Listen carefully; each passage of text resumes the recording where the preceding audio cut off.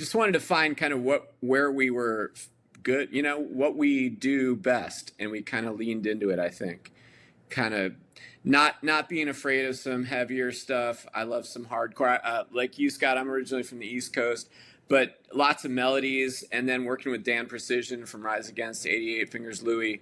He had worked with us on our album Pop Culture Failure, and as the kind of guitar guy engineer, but he's an amazing person to work with. This is Rob Ruckus. Hey, this is Kate Clover.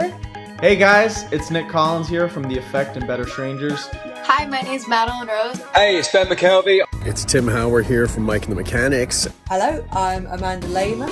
I'm Billy Harvey. What's going on, everybody? I'm Casey Sampson from the band Twist Stop. Hey, it's Tony from Fastball.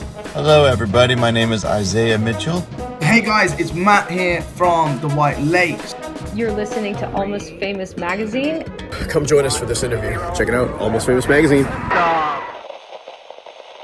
Hey everyone, welcome back to The Hang on Almost Famous Magazine. I'm your host, Scott Saldinger.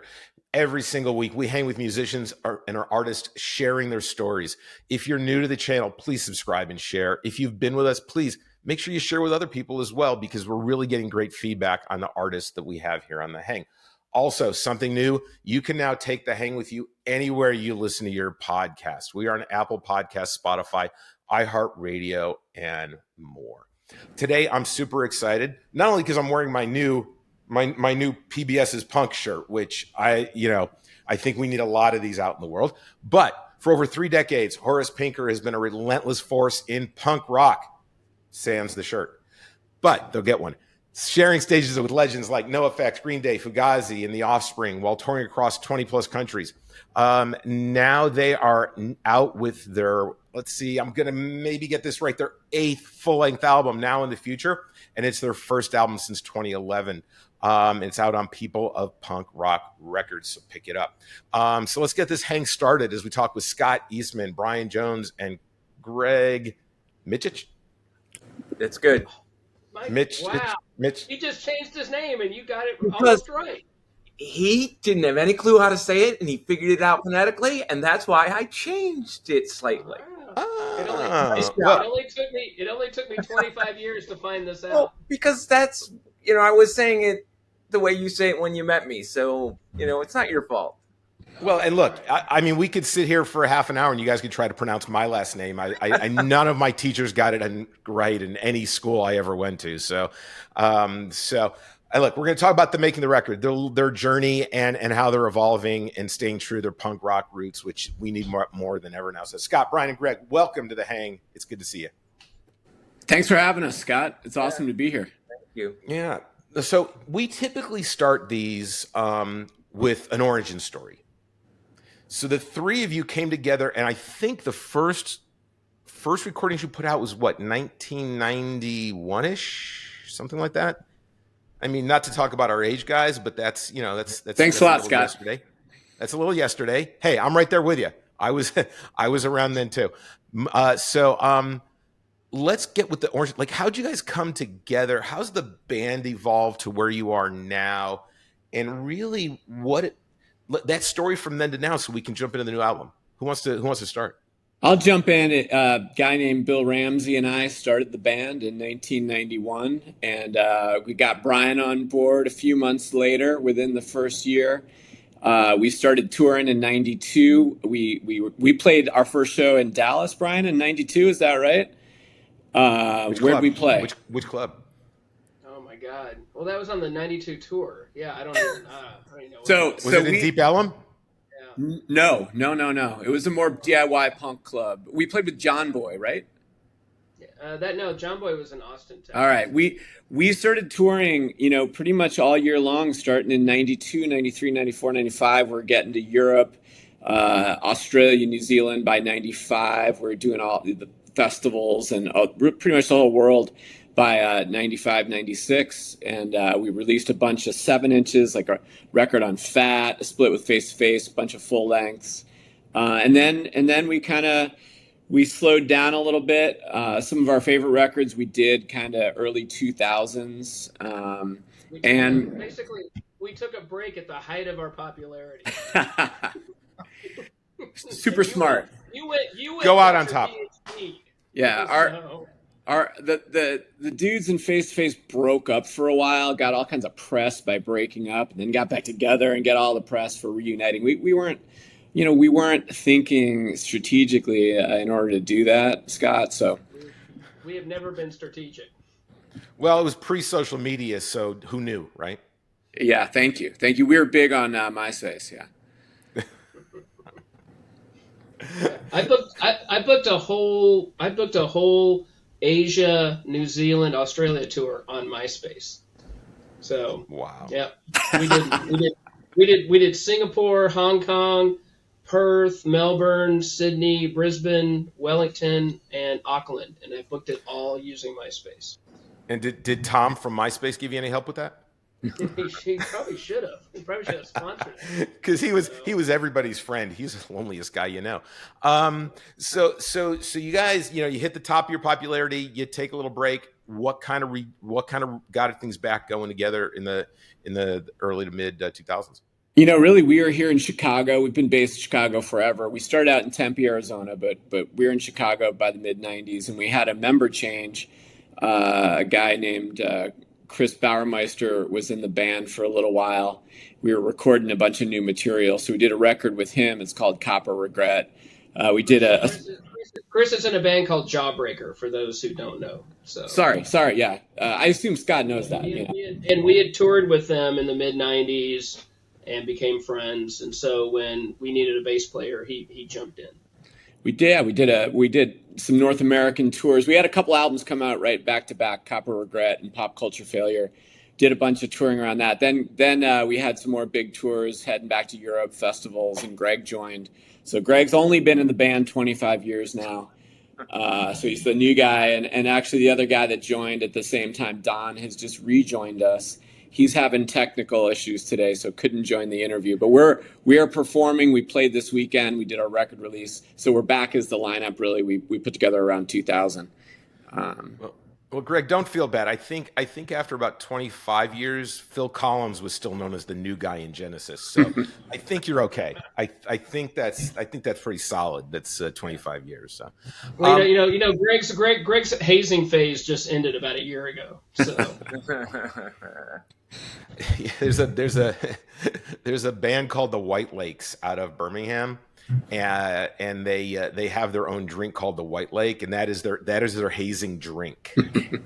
and trust me, it gets ugly during their shows because they always haze the new member during the show. So, Greg, I hope you got off easier in this period of time. I mean, it wasn't too bad, and no emotional harm done. I hope. 25 years, and I'm still hanging in there, I guess is the best way to put it. Well, you're either hanging in there or you're a hostage at this point. One of the two. Stockholm syndrome. That's exactly what it is. Yeah. Love it. I love it. Yeah. So the new album, Now and the Future, it's been about 10 years or so. What made, since your last album, full album, what made now the right time? What was the impetus for a new album? Well, I mean, I'll jump in on this because we had actually started the recording process back in 2017. We started working on a new album, and we got 5 songs. So we've been working. So our longtime producer was a man named Matt Mastroregini, and he had a studio called Sonic Iguana in Lafayette, Indiana. So that's where we did all of our records, and everybody's recorded there. Like, Smoking Pope, 88 Fingers Louie, Rise Against, you name it. And so we were working with Mass on the new album. We got 5 songs in the can. We were working on the other 5 to go in, and then this global pandemic happened and basically put an end to that. And so we were talking about, what should we do with these songs? And I was like, well, I'll just put them up on DistroKid and just kind of hold it.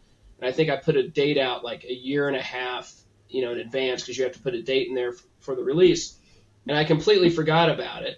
And like a year and a half later, all of a sudden people are pinging me going, dude, I love the new record. And I'm like, what the hell are you talking about? So we accidentally released an EP called House of Cards on all the streaming services. And then after that, we were like, well, we gotta actually do a new record now. We can't use those songs anymore. So that was kind of the motivation to get back in the practice studio. You were able to put together a full, what was it, Asian European kind of tour on MySpace, but you forgot you put yourself on DistroKid. I forgot, because you have to put a future date. And I completely forgot about it, and all of a sudden it got released. Now, Greg, what kind of hazing did he get for that? Well, we cut him slack. He's got children, and I got a lot going on. He's got a lot going on. Well said. Yeah. And here I was looking for some drama, and it's the most PC. You cut him some slack. It's all good. Art behind the music. We've been doing this too long for drama. So you accidentally released an EP. So you decide you've got to do a new album. I've listened to it. Where did these songs come from? Because they're amazing. B, if they've been sitting around and you've been working on this for about 6 years, a lot of them feel very timely. What was kind of the creative process around, hey, we accidentally released one, now we have no choice but to write one? I'll let you guys go. Greg, take it away. I think it was just an alignment of different things. The opportunity, the desire, and then the necessities that we threw on ourselves. But we were all finally back in the same city. Yeah, Scott moved back. Scott moved back. We got our practice space, and as much as, like we talked about Bryan and the children and the full family, he just had a full load. So Scott and I were just going into the rehearsal space, and we liked writing together. So we just started working on stuff, and I think there was one song that was pulled from the archives. That was like, we never finished this one, but it's pretty good. And then, I think it turned out great. But otherwise, we wrote all new stuff. And then there's one cover on the album. But so we kind of like put the skeleton together. And then Bryan comes in and we nitpick and deal with the nuances of it. And did probably 6 songs first, and then went and recorded them, and then came back, wrote the second half, went and recorded it, and it was just feeling good. So the motivation wasn't hard to find. We kind of wanted to find we just wanted to find kind of where we were good, what we do best, and we kind of leaned into it. I think, kind of. Not being afraid of some heavier stuff. I love some hardcore. Like you, Scott, I'm originally from the East Coast, but lots of melodies. And then working with Dan Precision from Rise Against, 88 Fingers Louie.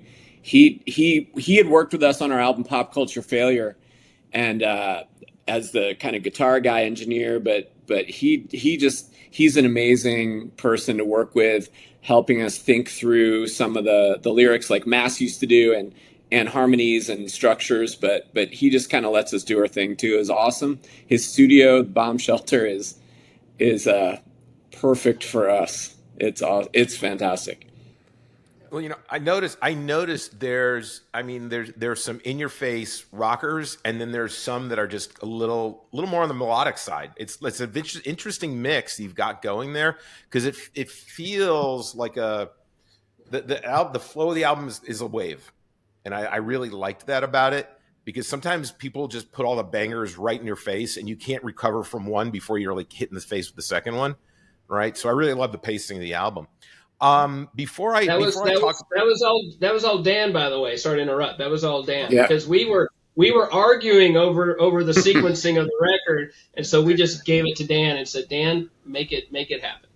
So let me ask you this question, because I'm always fascinated with this. Like, I love the experience of sitting down and listening to something from front to back, right? Because I wasn't born in the 2000s. So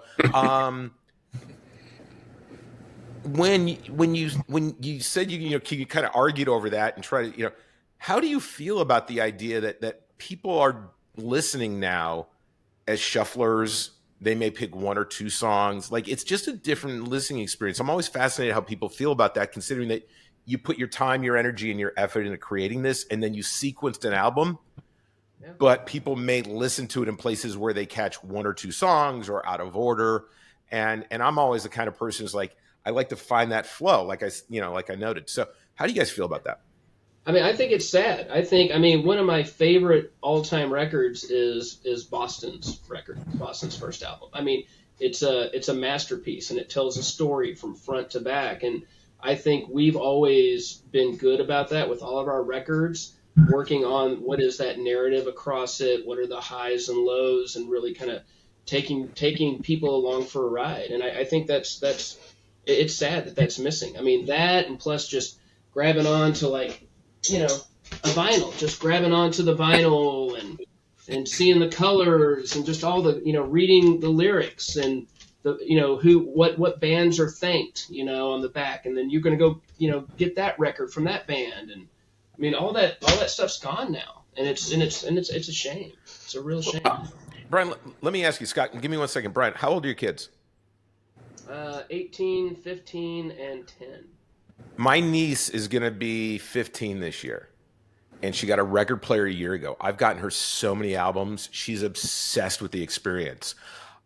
There just seems to me there might be a gap, right? About a 15 to 18-year gap, but kids these days are like, I can't believe that she sits down and takes the whole thing in. So that's what I wanted to know, because I think there is a generation that's coming up right now who have found that the experience is what matters. So I'm sorry, Scott. So that is my 10-year-old. So my 10-year-old in this past year has discovered Green Day and Nirvana, and he's like, Dad, what other band should I listen to? And I'm like, well, there's a band called The Descendants, and there's this band, and now he's going out and getting it himself, and he reads the lyrics and he memorizes everything, and he loves the vinyl, and he grabs my vinyl, and I'm like, it only took me to have 3 kids to get this one. So there's hope out there, Bryan?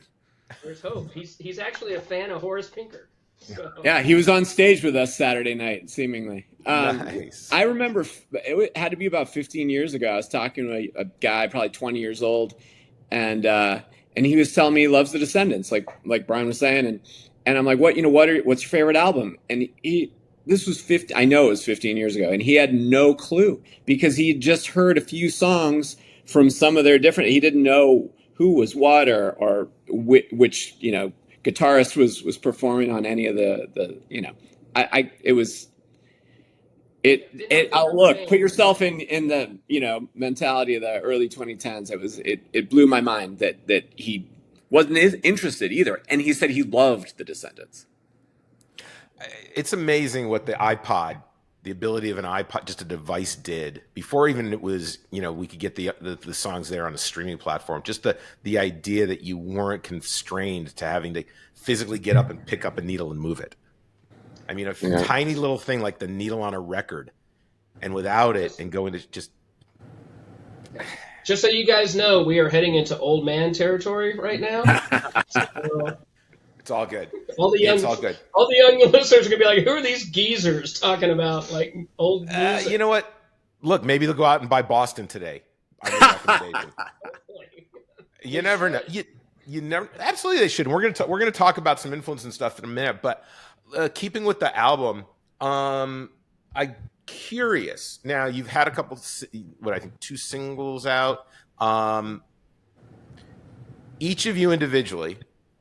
Which is your favorite song on the album? Doesn't have to be the single. What is your favorite song that you put out on the album? Scott? Oh, come on. You love all your children. Not according to Billy Joel. He really got tired of some of those songs. He's made it very publicly known. You know what? I'm torn between a couple songs. A song called... I think I'm going to go with a song that we called 3 Against Me. That was the first single, and we just shot a video for that yesterday. Can't wait to see some of the edits on that. Static Generate is also probably one of my favorites, and those were two from 2 different recording sessions. But 3 Against Me, I wrote a simple guitar line to go along with the rhythm, the kind of main melody that Greg put together and that we had put together. And I just wrote this guitar line and I loved it, and it helped me to kind of unlock the puzzle of the melody, the lyrics and everything, and the part that I was going to sing. And it had been haunting me, and once that happened, it kind of just all the other songs came together. It was awesome, and it's what Greg and I do in the ugly concrete practice space down the street. Yeah. All right, Greg, how about you? When I think about it, I'm torn, because there's some where, I love, the vocals on the song, and there's some like, I really love playing this one. And then some go back to, I really loved the way this one came together from where we started with it. But my first choice would probably be Fear of Heights, the second song on the record. And that's also one where you go kind of punk rock fast to almost emo melodic. And it's just one of the ones that there was the writing process, and then what we ended up, and me personally, what I ended up recording and laying down, I'm just like really happy with that one. And it's a blast to play and sing. The backing vocals on it, there's a lot going on. And then the other one that is my personal favorite, just because it just happened. So it was just me kind of dicking around one day. And that's the last song, the Back in the Day, because it is the bass that drives it. It's the hook.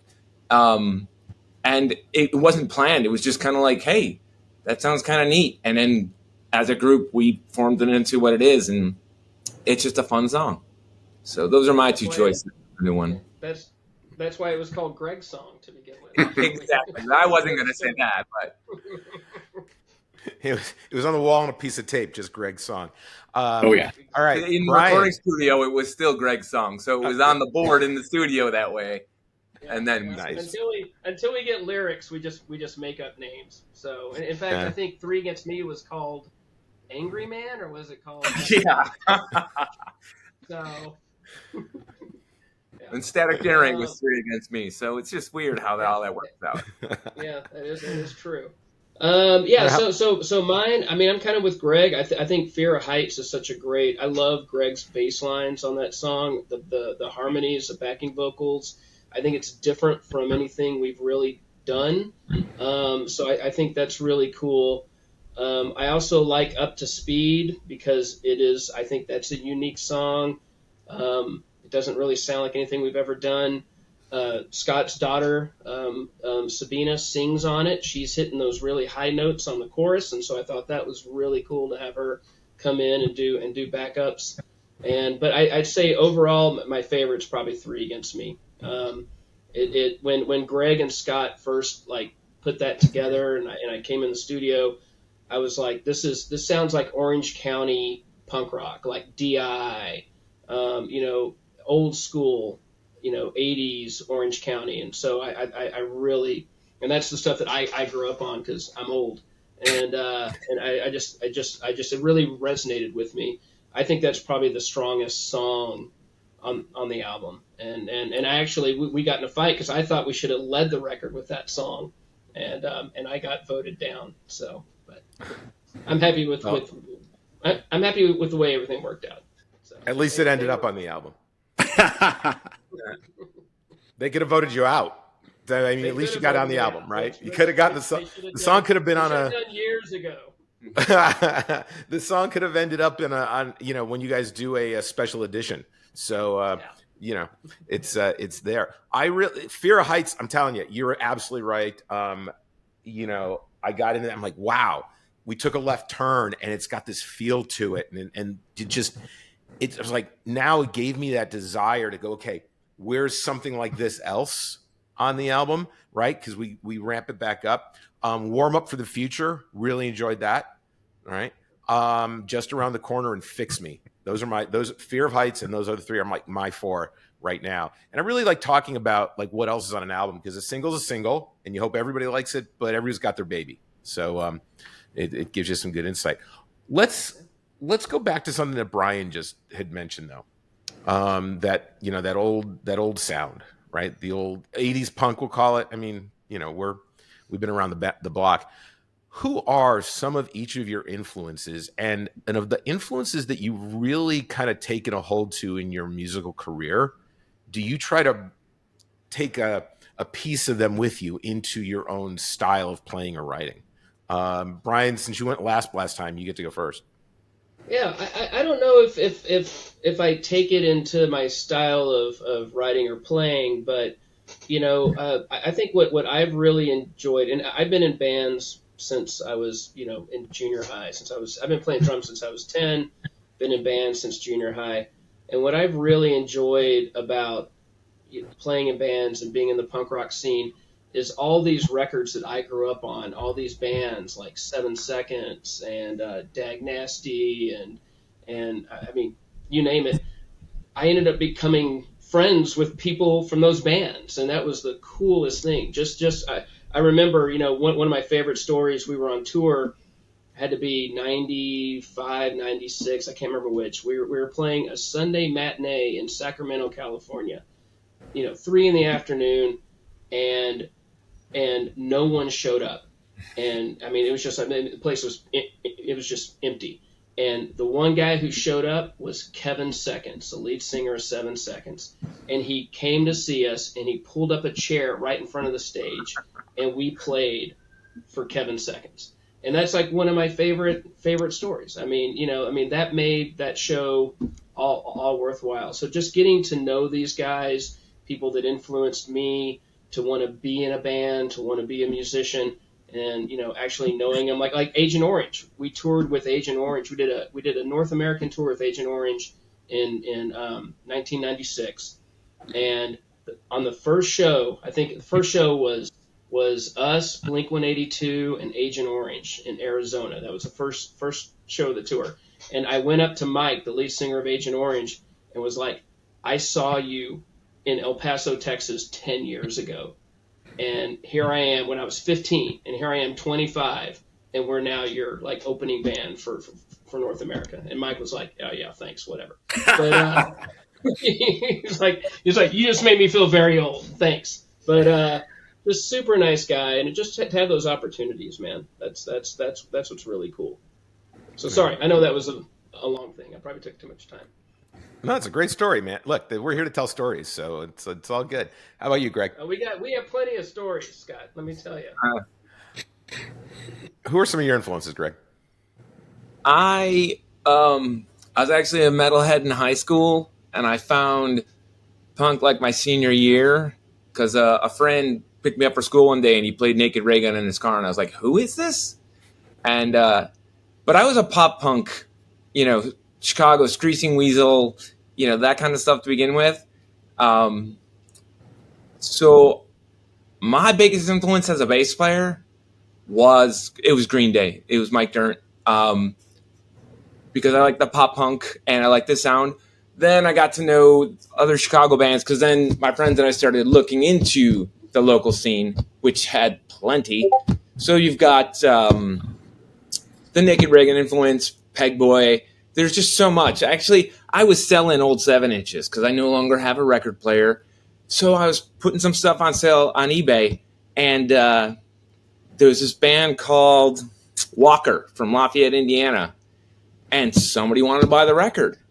And I was like, wait, it's somebody from Lafayette. So I did a quick search. I'm like, oh, damn, it's a dude from the band. So I wrote it back and I said, hey, man, I love your band. It was a huge influence. And that was one of the bands that their bass player was one of these guys. I was like, man, that is so awesome. And I didn't even start playing bass till I was 17. So it's not like I had, it was a weird, I didn't have the same kind of inspiration and like music to look up to that Scott and Bryan probably did. Well, Bryan definitely. But yeah, I didn't start till later in my years. So, and that's when I found, like I said, pop punk. And that's where my sources come from. That's a great story. Talking about you know, the band stuff. I mean, so you know, we had played with Pegboy, so you know, met John.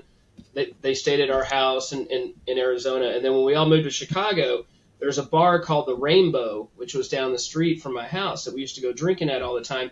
And John, the guitar player from Naked Raygun and Pegboy, was a bartender there. And so we'd go in, and John would be like, he'd be pouring us shots and serving us, booze.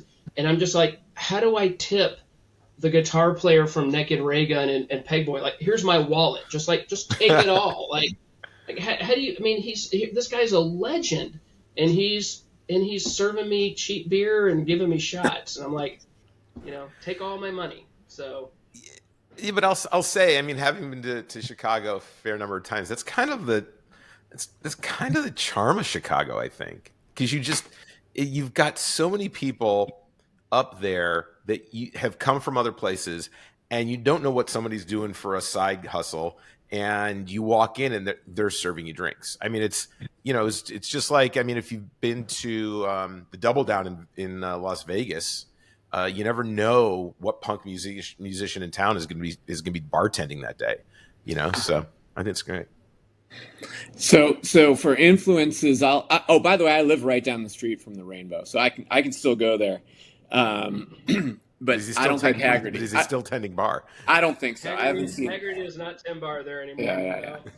Yeah. For me, I got into the hardcore scene in Connecticut, and I would go to a club called the Anthrax, and the first few shows just blew my mind. It was I had seen the Ramones, I'd seen Public Image, but going to a smaller club, and one of the first shows I saw was this underdog from New York City. I saw DRI 3 days later. But I remember the first time I saw Dag Nasty, and I was hearing Dag Nasty on college radio. And it was the Wig Out tour. So I first heard Wig Out at Denko's, and that guitar style. Brian Baker had kind of mastered that guitar style by that point. And I love Husker Du. I love the Minutemen. I love Naked Raygun, but Brian Baker in particular. His just what he did, kind of putting together metal, punk, hardcore. That's what I love. I think. That's what got me as a kid. Then I saw Dag Nasty a bunch of times, and I love Dag Nasty, Scott. Yeah. We were playing a festival in Belgium once, and I'm standing on the side of the stage. We're watching Sick of It All play, I guess. And to my right is Dave Smalley, the lead singer of Down by Law, and to my left is Brian Baker, the guitar player, because Bad Religion was headlining. And I'm just like, we could have a Dag Nasty reunion with these two guys. Let's get it together. So cool. That's one thing I want to do. There's some really cool festivals like in Belgium and Sweden that I want to get to maybe in the next year or two, because now that festivals have really started to have come back in Europe, it's definitely on my play card. It's been the last couple of years has been all about punk rock bowling. Let me ask you this, because we don't know who's watching us while we're sitting here hanging out, and there could be some people who have never experienced the band before. How dare they? They had a lot of time, but how dare they? I always like to find out, and this goes back to it's kind of like a little bit of what I asked with the last album, but if I was new to your music, never heard you guys before, and I was going to find 2 or 3 songs that really define the band so that I could kind of start to wrap my head around and go, okay, now I need more of this. Of your catalog, what are 2 or 3 songs that you feel are like the ones that really define the band? All right, what's that? I guess I can't wait to hear these answers. I'm gonna go here. I'm gonna jump at that. That's a great question. I want you to put on the first song, Second Best, from Pop Culture Failure. That's from the year 2000. I want you to put on the first song from Copper Regret from that same time. It's called South Stanley Place. And then if you want to put us into the 90s, go to our first album and listen to Punker Than GBH. So the recording quality won't be as good, but the lyrics are fun.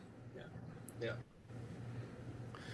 Guys, What's that? Greg, what do you think, Greg?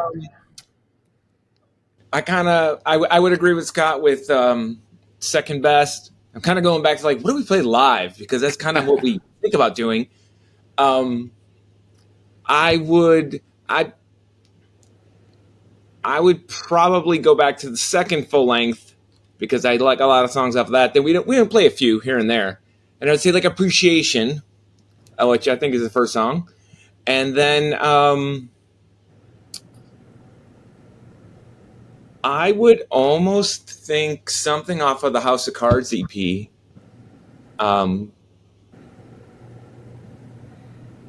But yeah, that's got some, because that one has also got some different songs, which kind of show, I think, our more, just our deeper side on some things. Just kind of like, you know, I'm blanking on that name. Because we haven't played it in so long, but I won't take too long. We'll get it. We'll get it. What you're thinking about it? Well, we'll drop it in the show notes. Got the album right there. It's like I do. I can tell you. Hang on a second. Yeah. There's Maybe Not Today, Low Altitude, Say, Salvage, and Where I Once Was. Low Altitude. Wow. That's a deep cut. Exactly, but it's actually one of the most, like, it's just, I don't know, different. So and we just re-released that one too, so that's got a physical product, Scott, for the first time. That's so on the same label. This is on People of Punk Rock Records as well. They just did a physical release. And you have and is it available on Bandcamp? Because we're going to put the link below. Blah blah blah. So down below in the description, you'll find links to purchase their music. Because everybody watches knows that I'm a huge fan of supporting your artist. So I'm kind of curious now, Greg. This is your fault. Great. I'll take you recently had an album debut show. You've got a string of shows in the fall. Is there anything that you haven't done before, like a song that you've never brought to the stage before, and you're like, you know what, maybe now's the time, or we never gave it the life it should have had? Is there anything deep that you're thinking about for your set lists as we head into 2026 and in future shows? I think there's a lot. It's especially that House of Cards EP, because we only play one song, and I'm like, and it's still so new that we're not burnt out. Like, honestly, I love the song. I just recommended it. I just recommended Second Best, but I've been playing it for 25 years. So I would gladly sub that out for something else. But, it's not that I think there's anything wrong with it. I just kind of, keep us on our toes. I'm going to go with the last song. I'm going to go with the last song on House of Cards. It's called Where I Once Was. It's a super cool track. It's kind of more upbeat, but it's kind of a different structure than a lot of the songs we've done. And I love the way that one came out. Yeah, I think that's probably my favorite off that. I'd say anything except for Pop Cam Park. So, and unfortunately, Pop Cam Park was the first real video that we did, and it was on a big video comp with Hopeless Records. I think Blink-182 was on it, and a bunch of other bands that went on to be famous. And so people know us by Pop Cam Park, and it sounds nothing like Horace Pinker, in my opinion. So it's probably the least Horace Pinker song out there. It's a good song. It's a good song, but it doesn't represent us, I don't think. And actually, we were on the fence on Everybody's going to go listen to Pop Cam Park now because I said good job. We were on the fence. I believe I wrote that I helped to write that. Really, our old bass player wrote that, and we were on the fence whether to even put that on the album. And I think you wanted to throw out that song entirely, and then people really liked it. Have enough songs. So we had to put it on there. All right, so now this needs to be something where everybody watching, if you go to one of their shows, you need to be cheering for those songs so that they just pull them out on stage and play them for you. Pop Cam Park, please. Good job, Brian. Can't wait till we're done with this. There'll be some people being voted off the island. So what is coming up in 2026? I mean, are you guys going to be on the festival circuit next year? Any chance I'll catch you at Punk Rock Bowling by chance? I don't know. If you know Sean Stern, ask him to book us. Ask him to book us. We're ready to play whenever we are invited. But we'll be in Europe next year. We're going to be up in Canada, especially Quebec, where the headquarters of the label. We're hoping to do a bunch of shows, maybe festivals here in North America, Europe, and beyond, because we're really excited. We have some momentum. We're playing the Fest here next month in Gainesville, going back to the Fest for the first time in a few years. Can't wait to do that. That's going to be awesome. Well, I know that we're. I just want to say, for the record, I love Sean Stern, and I love Youth Brigade. They were instrumental. Like they were. When I was a kid, Youth Brigade and watching that documentary they put out was amazing. And unfortunately, Sean and I had a bit of a conflict in the mid-90s. So a misunderstanding, Brian. So Sean Stern was going to release our second album, and he was signing us and the Bouncing Souls, and we had a misunderstanding, and ever since then it hasn't been good, and so you will never see us at Punk Rock Bowl. Why would you say that? Because Sean doesn't like me, and I don't know why. Well, we're kicking you out of the band after this. I know. Hey, Sean, they're kicking me what? out of the band. Book Horace Pinker on Punk Rock Bowling next year. There have been a few Bryan Joneses in the music industry. Maybe he'll mistake you for a different one. We'll just call you David Bowie. Well, my name is David Jones, and David Bowie's real name is David Jones. There we go. See, we could maneuver this. Deep, but man. I will tell you that I will, because we're gearing up to figure out what we're going to do for Punk Rock Bowling next year. We did some really amazing coverage this year. I don't know. You never know what phone call I may be on, but if I can help get you guys there, I think it'd be amazing. Bouncing Souls played last year. Tell Sean we love him, and it was all a big misunderstanding. We do love Youth. Everybody loves Youth Brigade. I love Youth Brigade. I mean, they were one of my, we're talking about like we're talking about like early, Orange County punk rock. I mean, that was a huge influence. Like, I was so stoked that the lead singer of Youth Brigade wanted to put out our record. It was amazing.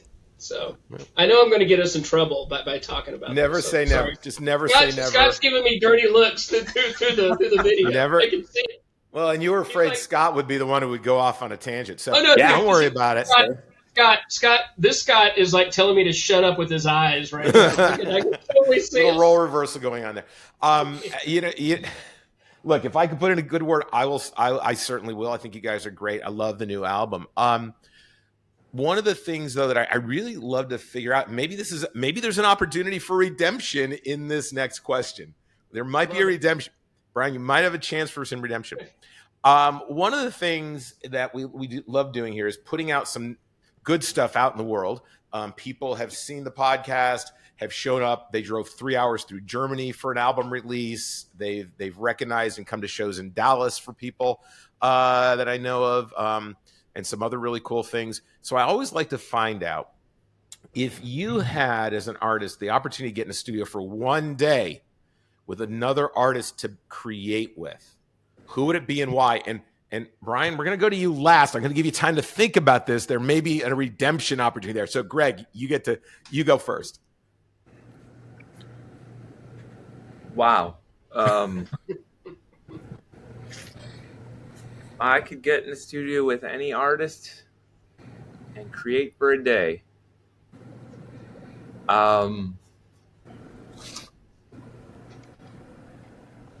I'm going to go completely out of the punk rock world. And there's this singer-songwriter woman named Patty Griffin that I've been a fan of for years. And I'm a big, I love male-female harmony vocals. There's a few bands that have been that combination, and I'm just play all of it. I just love the sound. And so I would love to write something with her and be able to harmonize with her because I love her voice, love her songwriting, and that would be a choice of mine. Greg just stole my thunder. I was going to also go out of the realm of punk. I've been really, really loving Slowdive the last few years, and I've gotten to see him a couple of times. And I think Rachel, the singer, and then there's a male singer too. I love their vocals together. But Rachel, if you're out there and you want to play like a more punk kind of rock oriented EP or something, my wife thinks you're fantastic. I think you're incredible. I love your vocals, harmonies, and just the way Slowdive puts together songs, because their guitar lines are amazing as well. There's really ethereal, but not. They're called shoegaze, but they're more exciting than that. But yeah, if I was going to do in the punk rock world, I don't know. I want to write with Dan. Oh, that's just one. Rachel from Slowdive. Brian. Now, Brian, we're giving you the cleanup opportunity that could land you at punk rock bowling. I'm not saying it would, but it's the Stern brothers. Artist that it's Sean and Mark. Sean and Mark, man, let's make it happen, guys. Seriously, I'm a drummer. You're a guitar player. You're a bass player. Let's put it together, man. We can do this. So, well, I believe Mark just moved to Costa Rica, so there could be a challenge posed to that. But was it Puerto Rico or Costa Rica? One of those two. I think I saw a post. But you never know. Look, you never know. Forgiveness is an important thing.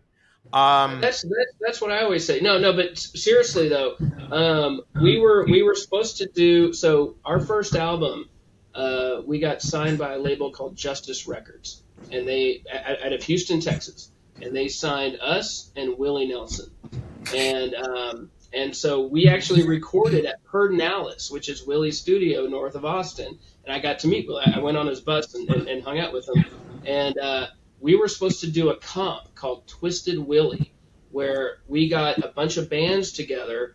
So the label got all these different, like I think the Butthole Surfers were a part of it, Super Suckers, like all these different bands to collaborate with Willie Nelson on one of his songs and re-record them.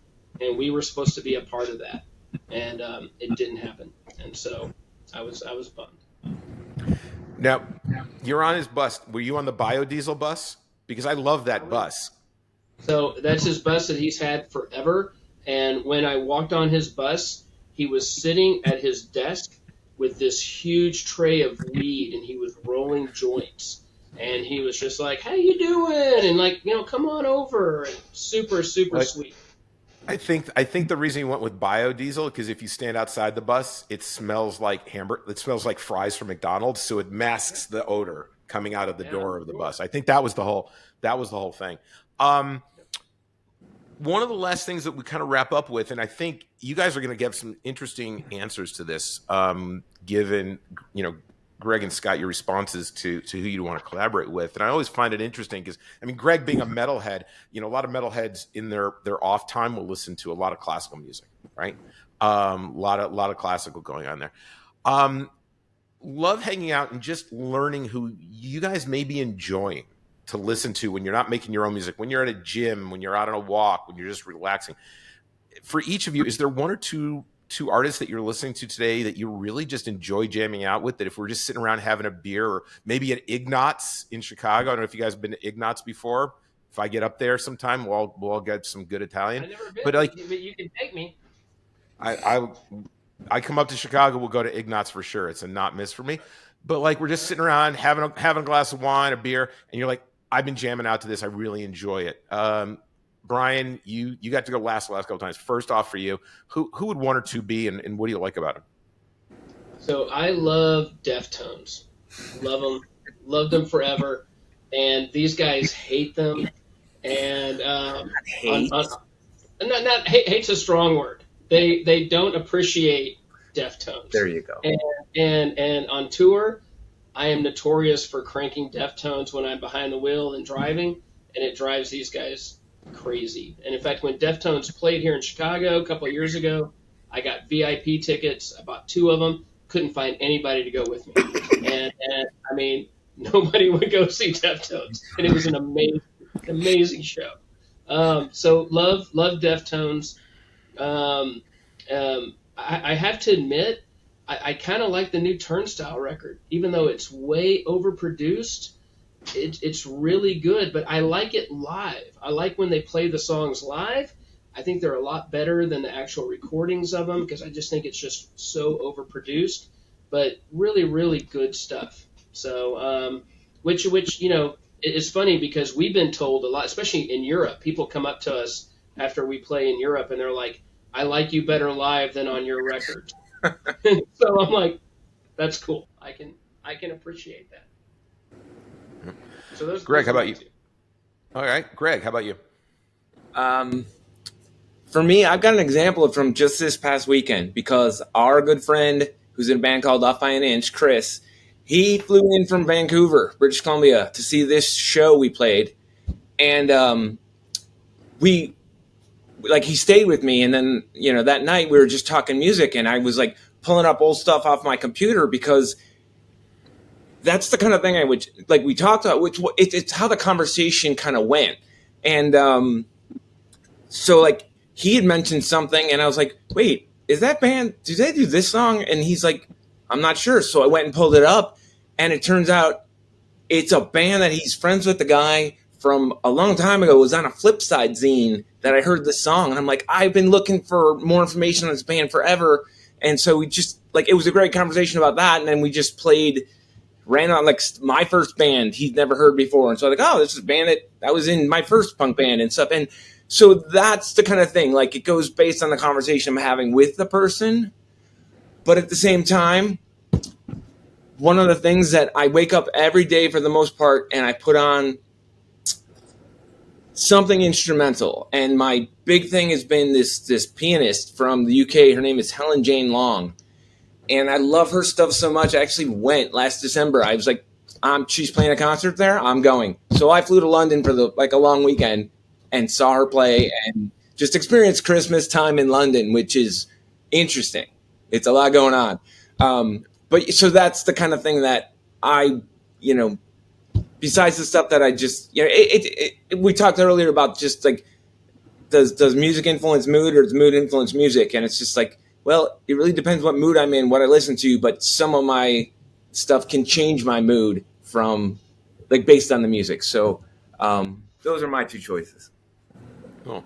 Round us out, Scott.